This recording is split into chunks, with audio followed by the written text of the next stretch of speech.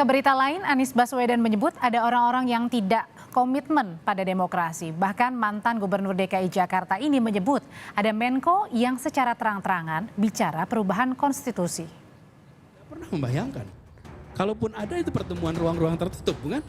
Tapi di ruang terbuka mengatakan itu tidak pernah terbayang. Kok ada orang yang berada dalam posisi kunci nih, Menko mengatakan merubah konstitusi. Bakal calon presiden Koalisi Perubahan Anies Baswedan mengungkap ada Menko secara terang-terangan bicara perubahan konstitusi. Anies menambahkan, orang seperti itu tidak memiliki komitmen pada demokrasi. Terkait pernyataan Anies, politisi PDI Perjuangan Deddy Sitorus menyebut pernyataan itu terlalu mengada-ngada. Pasalnya, tanpa ada bukti dan fakta, pernyataan Anies bisa membuat gaduh politik tanah air. Silakan lihat denyut nadi di parlemen, tempat di mana konstitusi itu mungkin diubah. Silakan lihat bagaimana suasana kebatinan partai-partai politik. Bagaimana suasana kebatinan anggota-anggota DPD yang 146. Lalu mari kita bicara, benarkah ini persoalan esensial atau ini adalah sesuatu yang merupakan bersifat dinamika gitu.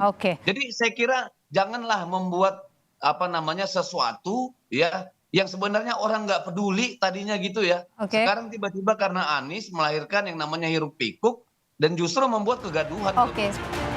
Juru bicara Anies Baswedan, Henry Satrio menyebut, esensi dari pernyataan Anies bukan soal Menko, melainkan soal demokrasi. Henry menambahkan, Anies justru mengajak semua pihak untuk tetap menjaga demokrasi. Bahwa perbincangan malam itu membahas tentang bagaimana demokrasi yang harus dijaga. Demokrasi yang harus dijalankan untuk Indonesia. Jadi pada saat banyak pihak merasa perlu mengetahui siapa Menko-nya, kalau menurut saya bukan itu esensi yang malam itu ingin dibahas.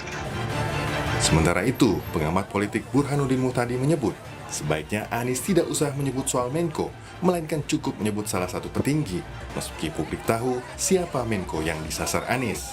Menko yang dimaksud itu elephant in the room. Ya, kita sudah terlalu tahu siapa yang mau dituju oleh Anies Baswedan. Tapi kalau misalnya Anies mau concern soal message ketimbang messengernya, ketimbang mau concern pada substansi makola ketimbang mankolanya, harusnya cukup dengan menyebut kata petinggi tanpa harus menyebut nama Menko. Meski tidak menyebut Menko yang dimaksud, namun pernyataan Anies menimbulkan pro dan kontra sejumlah pihak. Terkait pernyataannya, Anies mengajak semua pihak untuk komitmen menjaga demokrasi. Tim Liputan, Kompas TV.